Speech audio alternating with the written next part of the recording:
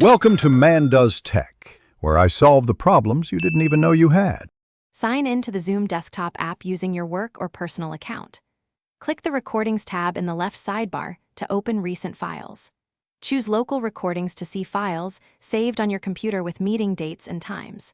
Choose Cloud Recordings to see meetings saved online if your account supports cloud storage. Note the meeting name, date, and duration to identify the correct recording quickly before opening the file location or web page. Open File Explorer on Windows or Finder on Mac to locate local recordings. Navigate to Documents, then the Zoom folder where recordings save by default.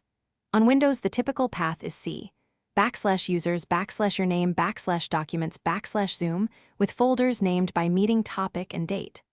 On Mac, the typical path is /users, /your name, /documents, /zoom, with identical folder naming. Sort files by date, modified to find your latest meeting quickly, and open the MP4 or M4A file to review the recording. Sign in at Zoom, Us in your web browser, and open My Account, then Recordings.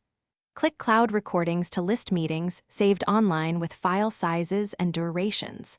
Select a meeting to see MP4 video, M4A audio, and chat text files available for download.